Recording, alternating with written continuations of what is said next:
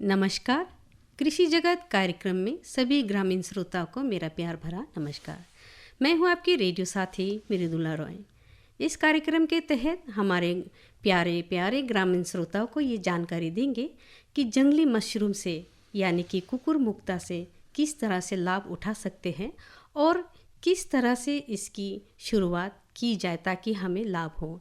इन सभी बातों के लिए जानकारी देंगे हमारे बीच मौजूद भारतीय वनस्पति सर्वेक्षण के साइंटिस्ट डॉक्टर अरविंद परिहार।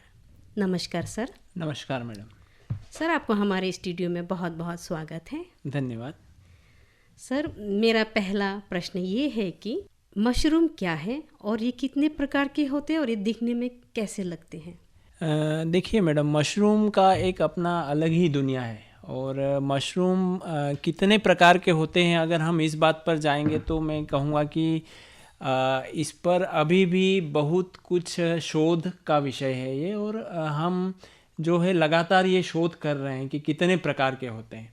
मशरूमों का शोध निरंतर जारी है, और अगर मैं अभी बड़े बड़े जो विश्व के जाने माने वैज्ञानिक हैं उन्होंने एक अनुमान लगाया है कि जो मशरूम है वो लगभग 20 लाख से 30 लाख की संख्या में प्रकार के होंगे। जंगल में इतने विभिन्न प्रकार के मशरूम पाए जाएंगे। तो उसमें हमारा ये रहता है कि जो जंगल में पाया जाने वाला नॉर्मल मशरूम है वो जंगली मशरूम है। और ये बात आपने बहुत अच्छी कही कि मशरूम दिखने में बहुत सुंदर होते हैं और वो सभी को अपनी ओर आकर्षित करते हैं। और ये कहाँ पाए जाते हैं, तो उसमें यह है कि जहाँ पर भी उनको अपना पोषण के लिए खाद्य पदार्थ मिल जाएगा वहाँ पर मशरूम मिल जाएगा। मान लीजिए कि कहीं लकड़ी का टुकड़ा कोई सड़ रहा है, कहीं फूल पत्ते सड़ रहे हैं, तो वहाँ पर मशरूम मिल जाएगा। और कुछ कुछ मशरूम ऐसे होते हैं कि वो पेड़ों के साथ रहना पसंद करते हैं, मतलब उन्हें भी फायदा होता है और पेड़ों को भी फायदा होता है, तो वहाँ पर आपको मशरूम मिल जाएगा। यहाँ तक कि अगर आप कुछ पेड़ों की कोशिकाओं को काटेंगे तो उनके अंदर भी मशरूम मिल जाएगा। तो हम ये कह सकते हैं कि मशरूम हर जगह विद्यमान है और जंगली मशरूम बहुत सुंदर होते हैं और उनका एक अपना अलग संसार होता है। तो यानी कि मशरूम मेरे तरफ से मैं ये कहना चाहूँगी कि पैरासाइट्स की तरह है। देखिए मैडम, ये इसमें मशरूम जो है वो पैरासाइट भी होते हैं। मतलब कि पैरासाइट का क्या मतलब होता है, मतलब वो दूसरों को नुकसान पहुंचाते हैं।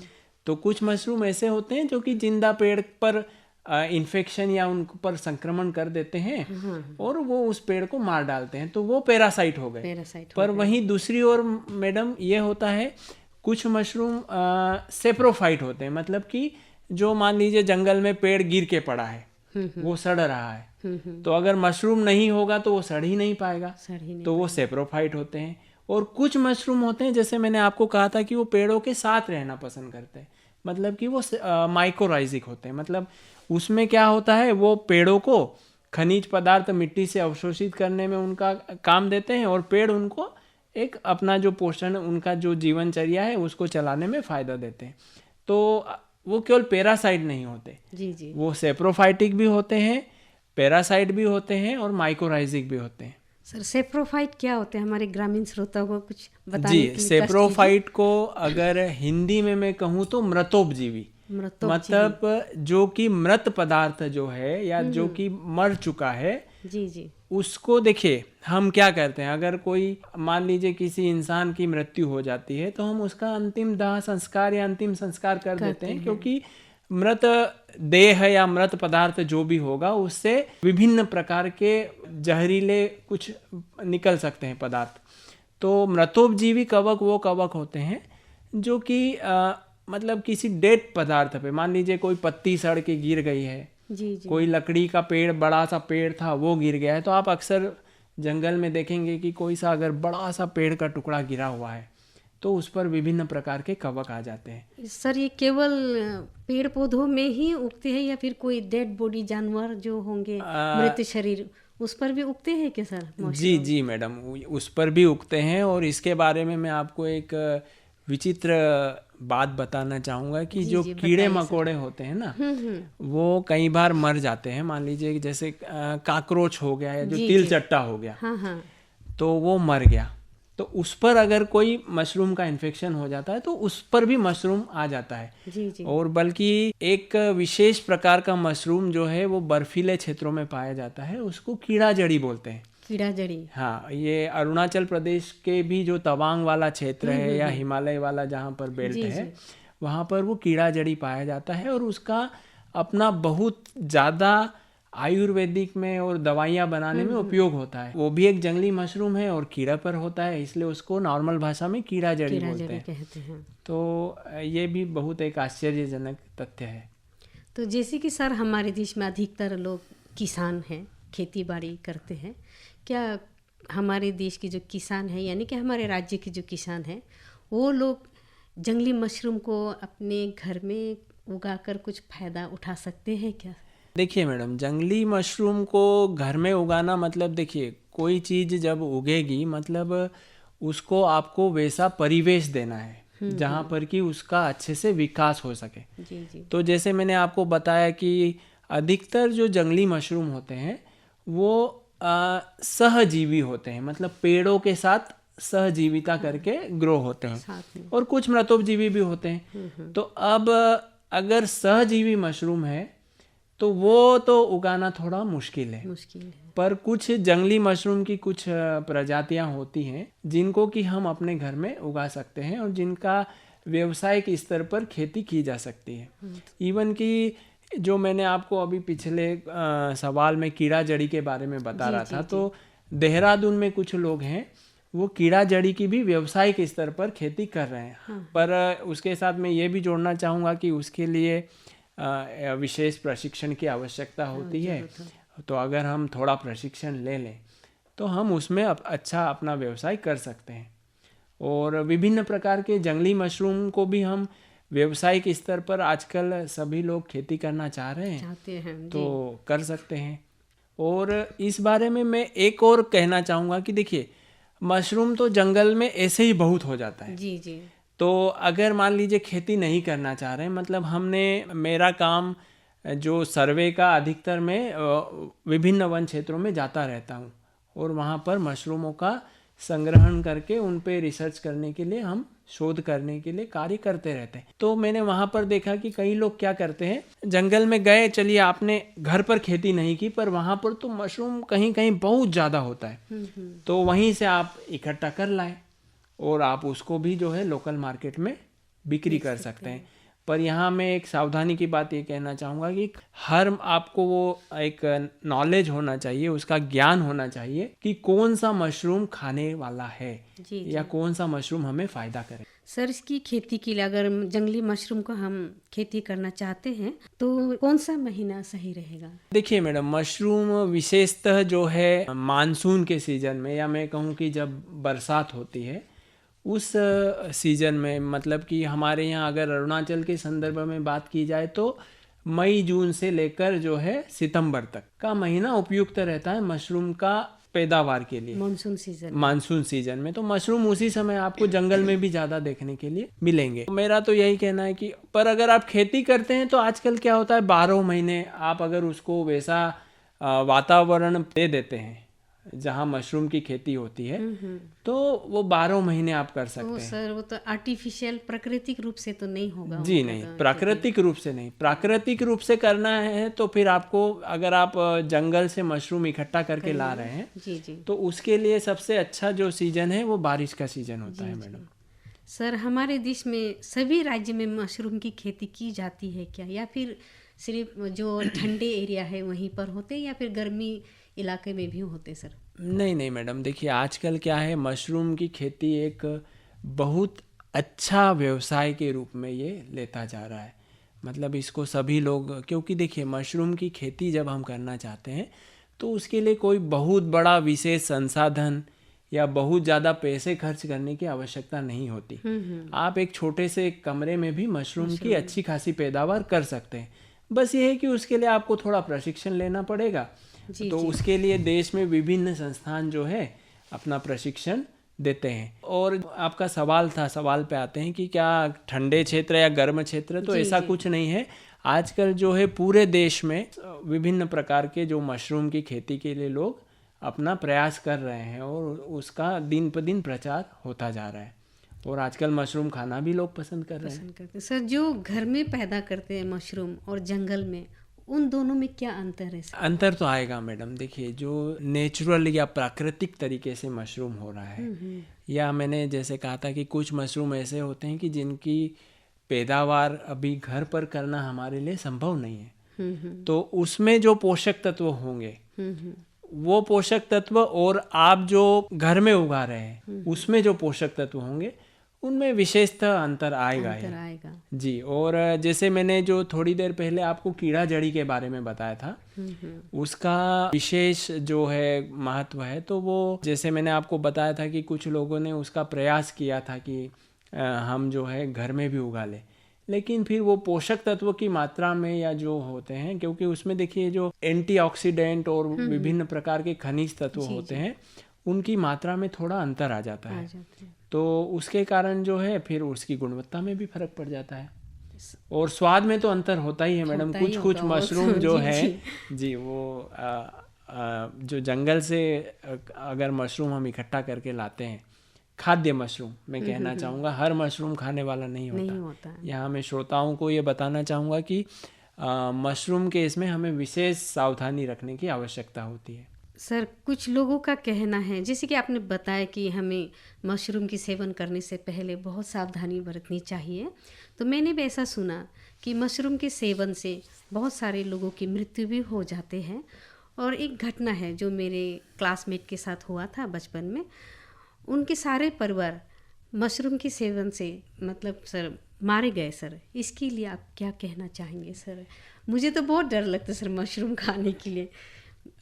देखिए मैडम, आपको ही डर नहीं लगता? मशरूम जैसे मैंने कहा कि वो देखने में बहुत आकर्षक होते हैं और उनकी अपनी विचित्र दुनिया होती है, तो वो अपने आप आकर्षित करते हैं। तो वैसे ही वो मैंने कहा कि वो उसमें विशेष सावधानी रखनी पड़ती है, क्योंकि और वो सावधानी कैसे आती है? अनुभव के आधार पर, क्योंकि मशरूम का फूलों की तरह या ऐसे फल की तरह नहीं है कि हमको आम का फल दिख रहा है तो आम का फल आम जैसा ही दिखेगा और दूसरा फल तो आम जैसा नहीं दिखेगा। सर, हम कैसे पहचानेंगे कि ये जहरीले है या फिर नहीं? सर, उसका कोई तो तरीका होगा?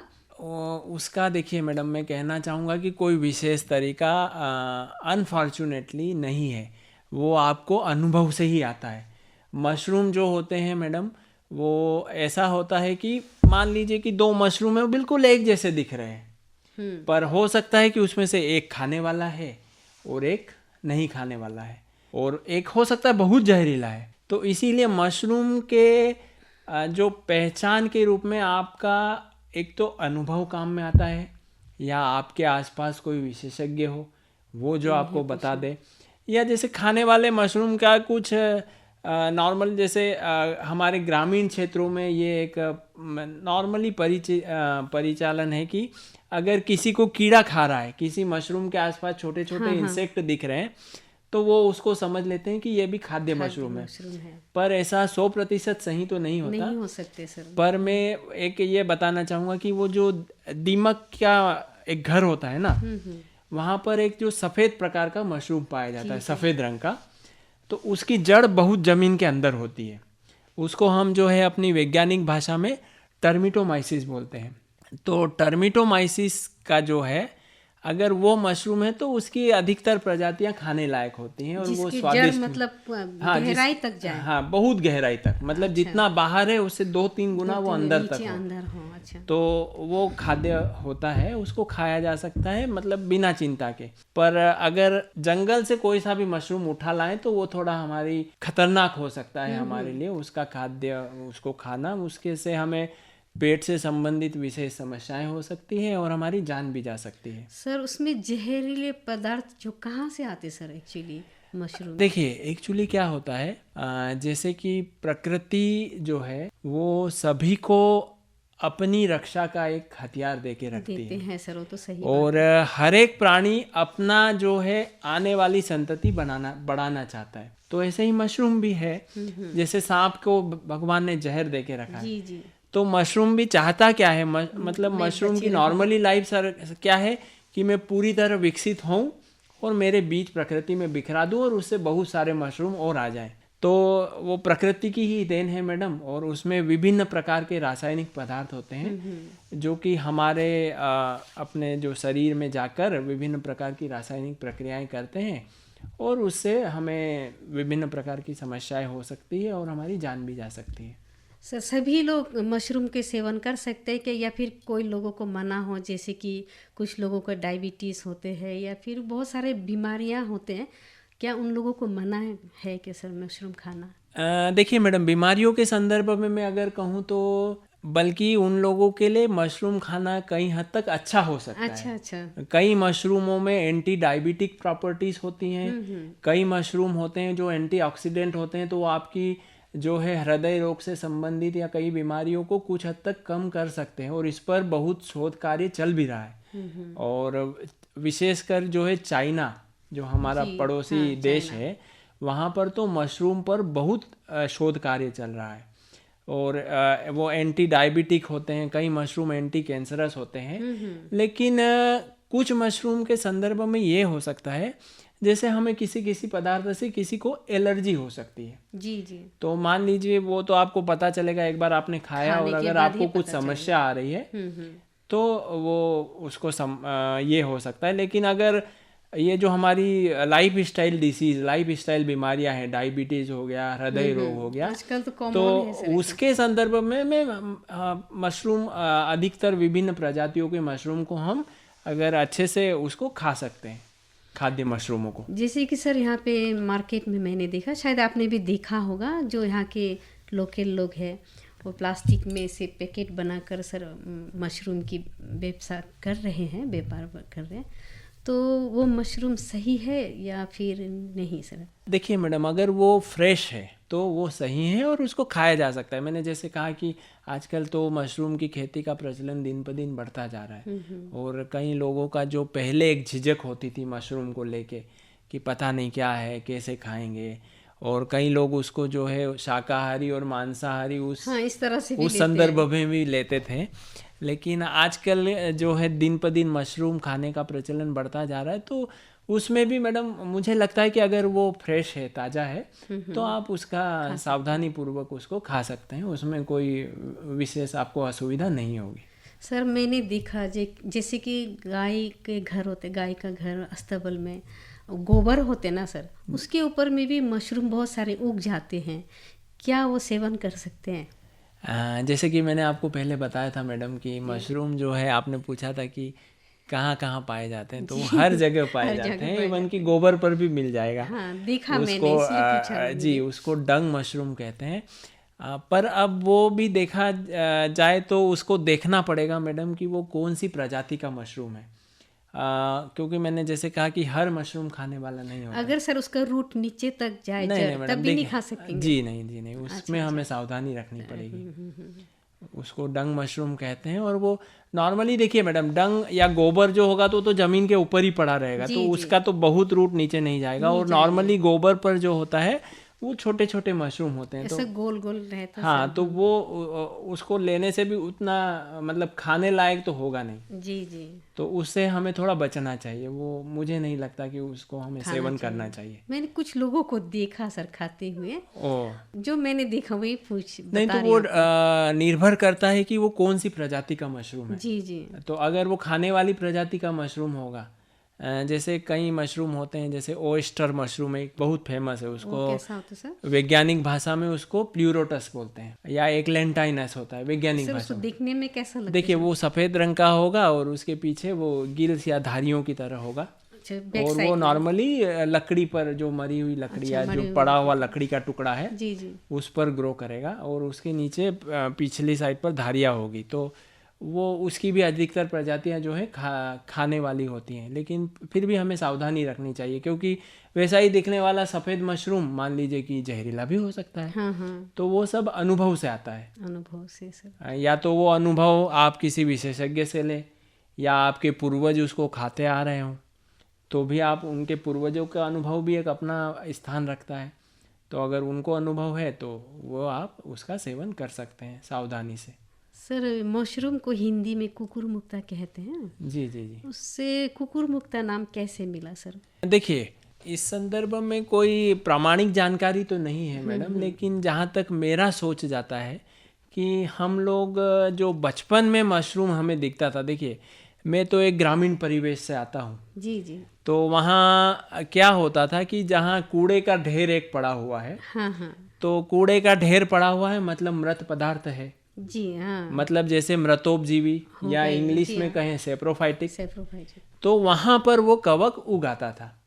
तो हम लोगों को, जैसे आप कुत्ते को मान लीजिए घुमाने ले गए, तो वो तो देखते हैं हम कि वो कुत्ता जहाँ कचरा वचरा ढेर होगा वहीं वो अपना जो है पेशाब या हाँ, ये कर देते देता है। सर। तो मुझे लगता है कि वो कचरे के ढेर के पास चूंकि ये होता था, तो वहीं से ये कुकुरमुत्ता नाम पड़ा होगा कि जहाँ कुत्ते ने मान लीजिए पेशाब कर दिया वहाँ वो मशरूम एक उगाता था।